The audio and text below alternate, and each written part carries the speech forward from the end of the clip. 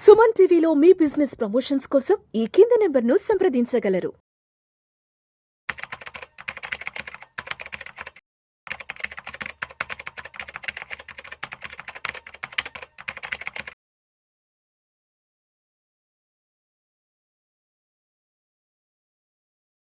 నమస్తే, welcome to Vishnu talks. నేను మీ విష్ణు. ప్రస్తుతం నాతో పాటు NISM and Crisil certified wealth manager Revanth Chalamala ఉన్నారు. వారితో మాట్లాడదాం. నమస్తే రేవంత్. నమస్తే అండి. Revanth, welcome to Vishnu talks. Thank you sir. So Revanth, ముందుగా మీకు తెలుగు నూతన సంవత్సర ఉగాది శుభాకాంక్షలు. ధన్యవాదాలు. సో రేవంత్, ఉగాది అనగానే ఒక కొత్త ఆరంభం, నూతన శ్రీకారం, కొత్త పనులు ప్రారంభించడం. ఎస్, ఉగాది అనగానే మనందరం చేసే మొట్టమొదటి పని షడ్రుచుల సమ్మేళనంతో కూడిన ఉగాది పచ్చడిని తయారు చేసుకొని తినడం. అవును. మరొక ముఖ్యమైన పని ఏంటంటే పంచాంగ శ్రవణం వినడం. అవును. అంటే ద్వాదశ రాశులకు సంబంధించి ఈ సంవత్సరం ఎలా ఉండబోతోంది, ఈ సంవత్సరం మనకి ఆదాయ వ్యయాలు ఎలా ఉండబోతున్నాయి, రాజపూజ్యం అవమానం ఎలా ఉండబోతోంది, వ్యాపారాలకు సంబంధించి రాబడి ఎలా ఉండబోతోంది, ఖర్చు ఎలా ఉండబోతోంది, అదేవిధంగా విద్యార్థులకు సంబంధించి ఉపాధి ఉద్యోగ అవకాశాలు ఏ విధంగా ఉండబోతున్నాయి, పెద్దలకు సంబంధించి వివాహ యోగం, సంతాన యోగం ఎలా ఉండబోతుంది, ఇవన్నీ కూడా మనం శాస్త్రానికి సంబంధించి శాస్త్రోక్తంగా ఉగాది రోజున పంచాంగ శ్రవణం వింటాము, మాట్లాడుకుంటాం. సో ఇదంతా మన సనాతన ధర్మానికి సంబంధించి, మన సంస్కృతి సాంప్రదాయాలకు సంబంధించి మనం ఉగాది రోజున చేసే అతి ముఖ్యమైన పనులు ఈ రెండు. ఏది, ఒకటేమో ఉగాది పచ్చడి తయారు చేసుకుని తినడం, మరొకటేమో గుడికి వెళ్ళి అక్కడ పంచాంగ శ్రవణం వినడం. అవును. సో ఇదంతా మన సంస్కృతికి సంబంధించింది కాబట్టి, సో ఇప్పుడు ఒక్కసారి మనం దీన్ని మన మార్కెట్లతో లింక్ చేసి మాట్లాడుకుంటే, ఇప్పుడు ఉగాది పచ్చళ్ళలో మనం 6 రకాల షడ్రుచులు ఉంటాయి. అవును. తీపి, వగరు, పులుపు, కారం, చేదు, ఇలా 6 రకాల షడ్రుచులు ఉంటాయి. కాబట్టి అంటే ఈ 6 రుచుల లాగా ఈ సంవత్సరం ఎలా ఉండబోతుంది అనేది మనం ఈ ఉగాది నుంచి ఒక ఎక్స్పెక్టేషన్స్ పెట్టుకుంటాం. అవును. మన పంచాంగం చూసుకుంటాం, మన హోరోస్కోపిక్, మన జాతక చక్రం అంతా కూడా అవును ఉగాది నుంచి పరిశీలించుకుంటాం. అవును. కాబట్టి ఒక్కసారి దీన్ని మనం మార్కెట్లలోకి అన్వయించుకుంటే, ఈ ఉగాది నుంచి వచ్చే ఉగాది వరకు ఇండియన్ స్టాక్ మార్కెట్స్ ఎలా ఉండబోతున్నాయి, ఇండియన్ స్టాక్ మార్కెట్లో మరీ ప్రత్యేకించి మరీ ముఖ్యంగా ఒక 6 రకాల రంగాలు ఏ విధంగా ఉండబోతున్నాయి, ఎటువంటి అనుకూల పరిస్థితులు కలిగి ఉండబోతున్నాయి అనే అంశాల గురించి ఈ వీడియోలో మనం కొంత డీటెయిల్గా మాట్లాడుకుందాం. సో ఫస్ట్ ఏ సెక్టార్ తీసుకుంటారు, ఏ సెక్టార్ గురించి చెప్పబోతున్నారు మన ఆడియన్స్ కి? సో ఫస్ట్ నేను ప్రైవేట్ బ్యాంకింగ్ సెగ్మెంట్ గురించి చూద్దాం అనుకుంటున్నాను. ఓకే. సో బ్యాంకింగ్ లో మనకి ప్రైవేట్ బ్యాంకింగ్ ఉంటుంది, PSU బ్యాంకింగ్ ఉంటుంది. రెండు కలిపితే మనకి బ్యాంక్ నిఫ్టీ అని అంటాం. అలానే మనకి ప్రైవేట్ బ్యాంకింగ్ ఇండెక్స్ సపరేట్ గా ఉంది, PSU బ్యాంకింగ్ ఇండెక్స్ సపరేట్ గా ఉంది. సో ఇప్పుడు మనం ఫోకస్డ్ గా ప్రైవేట్ బ్యాంకింగ్ ఇండెక్స్ కి సంబంధించి కొంతవరకు ఫోకస్ చేయాలనుకుంటున్నాం. సో దానికి గల కొన్ని ఫండమెంటల్ రీజన్స్ మాట్లాడదాం. అదే విధంగా చార్ట్ లో కూడా ఒకసారి వాటి PEs అవన్నీ కూడా మాట్లాడదాం.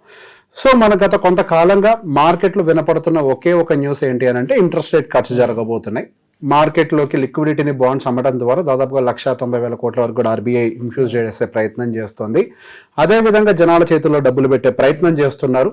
సో ఇదంతా కూడా కొంతవరకు బ్యాంకింగ్ యాక్టివిటీని బూస్ట్ చేసే ప్రయత్నం చేస్తున్నట్టుగా మనకి సిచ్యువేషన్స్ కనపడుతున్నాయి.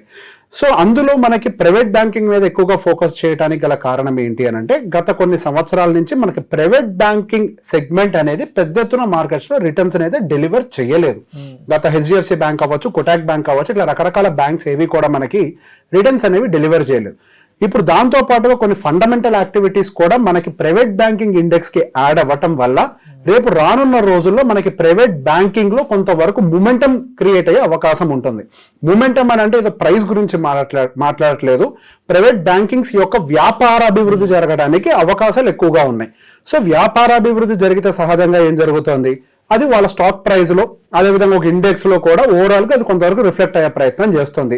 జనాలకి డబ్బులు వస్తే కొంతవరకు ఇంట్రెస్ట్ రేట్లు కట్ చేసినా, లేకపోతే మనకి లిక్విడిటీ పెరిగినా సహజంగా ఈ డబ్బులు వడ్డీల రూపంలో ఇవ్వటము, లేకపోతే ఎక్కువ నెంబర్ ఆఫ్ లోన్స్ క్రియేట్ చేయడం, ఇట్లా ప్రైవేట్ బ్యాంకింగ్ ఇండెక్స్ అనేది ముందంజలో ఉంటుంది.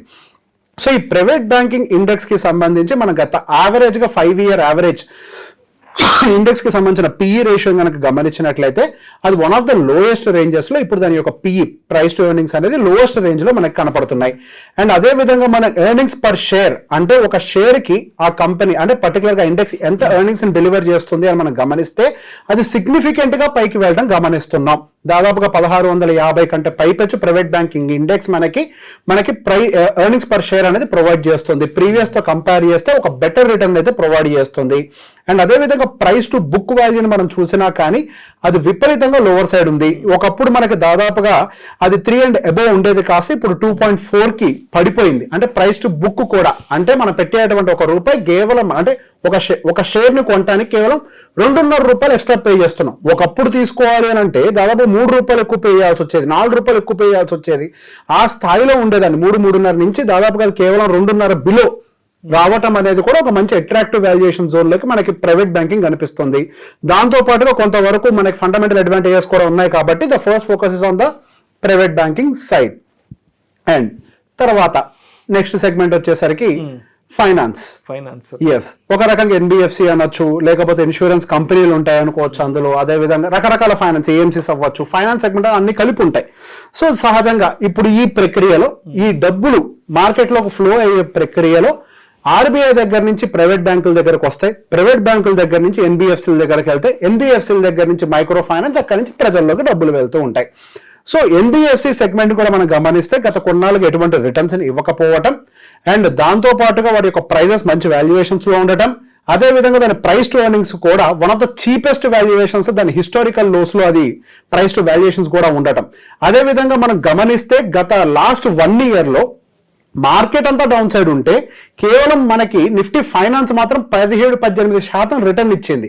సో ఈ ఫైనాన్స్ సెగ్మెంట్ లో మనకి కావాల్సినంత అడ్వాంటేజెస్ ఫ్యూచర్ లో రాబోతున్నాయి. అటు ప్రైస్ పరంగా అయి ఉండొచ్చు, లేకపోతే ప్రభుత్వం సైడ్ నుంచి రాబోతున్నటువంటి అడ్వాంటేజెస్ కూడా అయి ఉండొచ్చు. అదే విధంగా హౌసింగ్ సెగ్మెంట్ రిలేటెడ్ లోన్స్ ను కూడా కొంతవరకు పెరిగే అవకాశం ఉంది. సహజంగా అటువంటి అడ్వాంటేజెస్ ఉన్నప్పుడు మనకి ఎన్బిఎఫ్సిస్ ఫస్ట్ అడ్వాంటేజెస్ తీసుకునే ప్రయత్నం చేస్తాయి.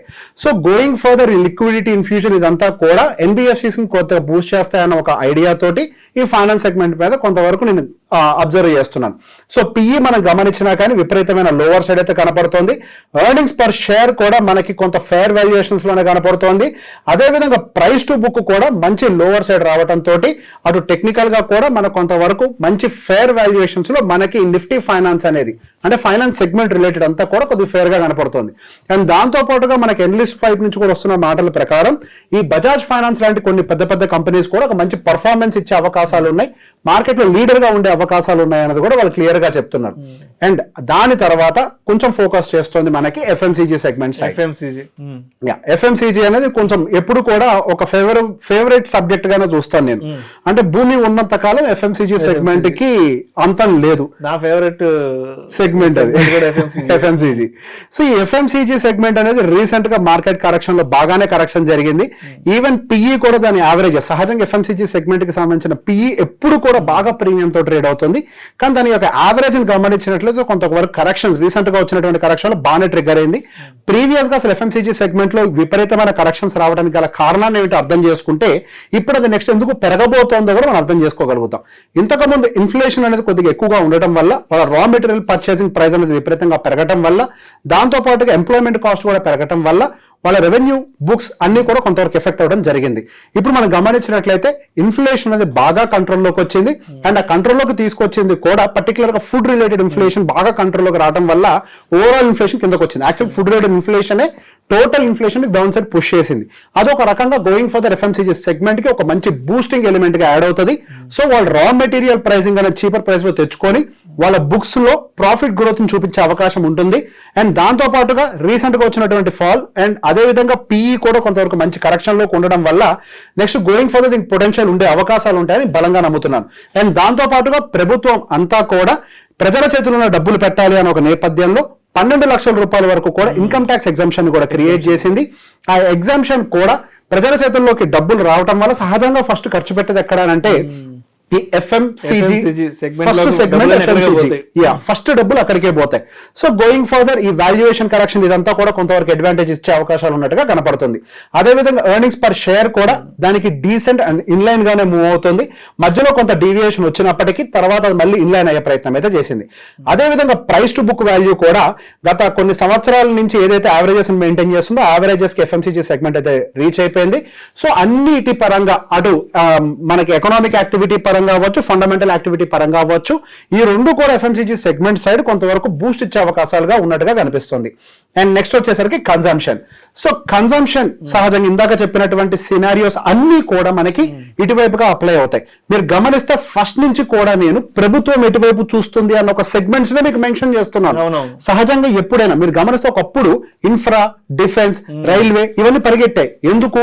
మనకి మైక్రో లెవెల్లో ప్రభుత్వం అక్కడ ఫోకస్ పెట్టి పెంచాలని ప్రయత్నం చేసింది. కానీ ఇప్పుడు ప్రభుత్వం ఏం మాట్లాడుతుంది?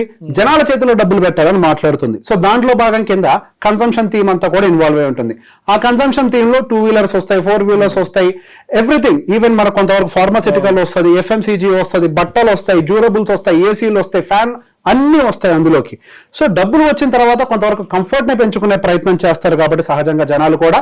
సో ఈ ఎఫ్ఎంసీజీ సెగ్మెంట్ తర్వాత మనం కొంతవరకు కన్సంప్షన్ థీమ్ వైపు కూడా డబ్బులు ఫ్లో పెరిగే అవకాశం ఉంటుంది కాబట్టి వాళ్ళకి రెవెన్యూస్ కూడా కొంతవరకు బెటర్ గానే గ్రో అయ్యే అవకాశాలు ఉంటాయి. కన్సంప్షన్ థీమ్ కూడా రీసెంట్ గా జరిగినటువంటి కరెక్షన్ లో కొద్దిగా బాగానే కరెక్షన్ అయింది. సో మనం ప్రీవియస్ గా పీక్ గా ఉన్నప్పుడు గమనిస్తే కన్సంప్షన్ థీమ్ కి సంబంధించి పిఈ 56 ఆల్మోస్ట్ 57 గా ఉంటే కరెంట్ దాని యొక్క పిఈ బాగా కరెక్టే 40 వరకు వచ్చింది. అంటే దాని మీడియం కంటే బిలోకి వచ్చే ప్రయత్నం అయితే చేస్తుంది 5 year యావరేజ్ మీడియం తో కంపేర్ చేస్తే. సో గోయింగ్ ఫర్దర్ మనకి దీంట్లో కూడా వాల్యుయేషన్ కరెక్షన్ జరిగింది కాబట్టి కొద్దివరకు ఎక్స్పెక్టేషన్స్ పాజిటివ్ గా ఉన్నాయి. ఎర్నింగ్స్ పర్ షేర్ కూడా బాగా ఇంప్రూవ్ అయింది. రీసెంట్ గా జరిగిన ప్రైస్ కరెక్షన్ వల్ల ఎర్నింగ్స్ పర్ షేర్ అనేది బాగా ఇంప్రూవ్ అయింది. ప్రైస్ టు బుక్ కూడా బాగానే కరెక్షన్ జరిగింది. సో బేసిక్ గా ఇప్పుడు జరిగినటువంటి corrections and as well as fundamental activities రెండు కూడా మన కన్సంప్షన్ థీమ్ వైపుగా కొంతవరకు పుష్ చేస్తున్నాయి. సో నెక్స్ట్ వచ్చేసరికి ఒక థీమ్ గురించి మాట్లాడుతున్నాడు, అది సెక్టర్ అని అనకూడదు. ఇప్పుడు వరకు మనం మాట్లాడినవన్నీ కూడా సెక్టార్స్. ఒక వరకు మనకి కన్సంప్షన్ కూడా థీమ్ లోకే వస్తుంది. అండ్ నెక్స్ట్ సహజంగా చాలా మంది ఇగ్నోర్ చేస్తున్నటువంటి ఒక థీమ్ ఏంటంటే సర్వీసెస్ థీమ్. రీసెంట్ గా మన భారతదేశంలో సర్వీసెస్ సెగ్మెంట్ అనేది బాగా గ్రో అవుతుంది. సర్వీసెస్ సెగ్మెంట్ లో ఎక్కువగా డామినేట్ చేసేది బ్యాంక్స్. గత 4-5 సంవత్సరాల నుంచి బ్యాంక్స్, ప్రైవేట్ బ్యాంక్స్ పర్టికులర్ గా పర్ఫార్మెన్స్ లేకపోవడం వల్ల మనకి సర్వీసెస్ సెగ్మెంట్ అంతా కొంతవరకు వీక్ అయింది. సో ఇప్పుడు ప్రైవేట్ బ్యాంక్స్ కొంతవరకు కొత్త ఉత్సాహం చూసే అవకాశాలు ఉన్నాయని మనం మాట్లాడుకున్నాం. దాంతో పాటుగా ఐటీ సెగ్మెంట్ కూడా కొంతవరకు కరెక్షన్ జరిగినప్పటికీ మళ్ళీ అది రివైవ్, ఐటీ గురించి కూడా మళ్ళీ మాట్లాడతాను. కాకపోతే ఈ సర్వీసెస్ థీమ్లు ఏమేమి ఉంటాయని కూడా ఒకసారి చూపిస్తున్నాను. ఎన్ఎస్సి వెబ్సైట్ లోకి వెళ్తే క్లియర్ గా కనిపిస్తుంది. సో ఈ సర్వీసెస్ థీమ్ మొత్తంలో మనకి ఫైనాన్షియల్ సర్వీసెస్ 58.92% వెయిటేజ్ తీసుకుంటుంది, ఐటీ 19.8%, మిగతా అవన్నీ కూడా consumer services, telecommunications, health care, power services, oil and gas. So basic ఈ సర్వీసెస్ సెగ్మెంట్ లో మనకి ఎక్కువ వెయిటేజ్ అంతా కూడా financial services and information technology. So ఒక ప్యాక్ లాగా మనం తీసుకోవాలి అని అనుకుంటే సర్వీసెస్ సెగ్మెంట్ లో నెక్స్ట్ గ్రోత్, హై గ్రోత్ ప్రాబబిలిటీకి ఉన్నటువంటి సెగ్మెంట్ అంతా కూడా ఇందులో ఎక్కువగా ఇన్వాల్వ్ అయి ఉంది. అండ్ దాంతో పాటుగా దాని యొక్క పిఈ రేషియోస్ కూడా కొంతవరకు బాగున్నాయి. వాటి యొక్క మీడియంతో కంపేర్ చేస్తే లో సైడ్ వచ్చాయి. అండ్ దాంతో పాటుగా దాని ఎర్నింగ్స్ పర్ షేర్ కూడా మనం గమనించినట్లయితే ఇన్లైన్ గానే మూవ్ అవుతుంది. అండ్ ప్రైస్ టు బుక్ కూడా బాగా చీపర్ గా అవడంతో సర్వీసెస్ సెగ్మెంట్ కూడా going further as a theme మనకి అంటే మనం విడివిడిగా ఎంచుకోవడం కష్టమైతే సర్వీసెస్ సెగ్మెంట్ అనేది కొంచెం పాజిటివ్ గా ఉండే అవకాశాలు కనపడుతున్నాయి. అండ్ దాని తర్వాత ఇందాక సర్వీసెస్ దాంట్లో మనం ఐటీ గురించి చెప్పాం కదా, ఇప్పుడు ఐటీ గురించి విడిగా మాట్లాడుతున్నాం. సో మనకి పోయిన సంవత్సరం ఐటీ కొంతవరకు పాజిటివ్ రిటర్న్స్ ఇచ్చిన తర్వాత ఐటీ రీసెంట్ గా యూఎస్ ఉన్నటువంటి టెన్షన్స్ వల్ల బాగా కరెక్షన్ కి గురైంది. సో ఇప్పుడున్నటువంటి ప్రైస్ ఎక్కడుంది అంటే 2022లో ఏదైతే ఒక టాప్ ని ఫామ్ చేసిందో 2022లో ఇప్పుడు ఐటీ ప్రైస్ మళ్ళీ అక్కడికి వచ్చింది. సో కరెక్షన్ అనేది మనకి అద్భుతంగా జరిగిందని చెప్పాలి. అండ్ దాని యొక్క పిఈ కూడా గమనించినట్లయితే దాని యొక్క ప్రీవియస్ పడిపోయినప్పుడు ఏదైతే పిఈ లెవెల్స్ ఉన్నాయో ఆ పిఈ జోన్ లోకి మళ్ళీ ప్రైస్ ఎర్నింగ్స్ అనేది డ్రాప్ అయిపోయినాయి. ఎర్నింగ్స్ పర్ షేర్ ఇప్పుడు పడ్డ తర్వాత బెటర్ గా అంటే కంపెనీల యొక్క ప్రైస్ అండ్ ఇండెక్స్ పడ్డ తర్వాత ఎర్నింగ్స్ పర్ షేర్ అనేది మంచి వాల్యుయేషన్స్ లో కనిపిస్తుంది అండ్ ప్రైస్ టు బుక్ కూడా మంచి కరెక్షన్స్ లో గురైంది. సో సహజంగా ఐటీ సెగ్మెంట్ అనేది ఒక mid and small cap segments తోటి ఈక్వల్ గా పోటీ పడగలిగేటువంటి ఒక గ్రోత్ కేటగిరీ ఈ సెక్టార్ అంతా కూడా. సో ఈ ఐటీ సెక్టార్ లో డిప్ రావడం అనేది ఈ టైంలో ఒక మంచి అవకాశంగానే చూస్తాను. గోయింగ్ ఫర్దర్ మనకి యూఎస్ లో ఫెడ్ ఇంట్రెస్ట్ రేట్ కట్స్ కూడా చేసే అవకాశాలు ఉంటాయి. మేబీ ఏమైనా చిన్న చితక సమస్యలు ఉంటే 1-2 పోస్ట్ పోన్ చేస్తారు, కానీ గోయింగ్ ఫర్దర్ ఖచ్చితంగా చేసే అవకాశాలు ఉంటాయి. కాబట్టి ఈ ఐటీ రిలేటెడ్ అడ్వాంటేజ్ అంతా కూడా ఇంట్రెస్ట్ రేట్ కట్స్ తోటి వస్తూ ఉంటుంది. కాబట్టి ఈ ఐటీ సెగ్మెంట్ గోయింగ్ ఫర్దర్ బాగా పర్ఫామ్ చేయడానికి కూడా అవకాశాలు ఉన్నాయని బలంగా నమ్ముతున్నాను. సో ఇప్పుడు మొత్తం కూడా ఈ 6 సెక్టార్స్ ని నేను ఎక్కువగా ఫోకస్ చేయాలని అనుకుంటున్నాను.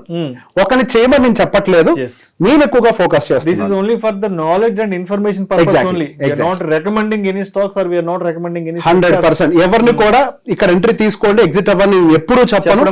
నేను ఎక్కడ ఫోకస్ చేస్తున్నాను మాత్రమే చెప్తాను. సో దయచేసి ప్రేక్షకులు గమనించగలరు, ఈ వీడియోలో ప్రస్తావించబడిన అంశాలు కేవలం ప్రేక్షకులకు ఒక అవగాహన కొరకు, ఇన్ఫర్మేషన్ కొరకు, నాలెడ్జ్ కొరకు మాత్రమే వీటి గురించి ప్రస్తావించడం అనేది, వీటిని రికమెండ్ చేయడం అయితే మా ఉద్దేశం కాదు. ఎవరైనా సరే పెట్టుబడులు పెట్టే ముందు మీ అడ్వైజర్ సలహా తీసుకుని మాత్రమే పెట్టుబడులు పెట్టుకోగలరని మనవి. Right, thank you so much Revanth. Thank you. So మొత్తానికి మన ఇండియన్ స్టాక్ మార్కెట్లో ఈ ఉగాది నుంచి వచ్చే ఉగాది వరకు ఏ సెక్టార్లు కొంత అనుకూలతను కలిగి ఉన్నాయి అనే అంశాల గురించి మన ప్రేక్షకులకు మంచి స్టాక్ మార్కెట్ పంచాంగం అందించారు. Thank you so much. Thank you అండి.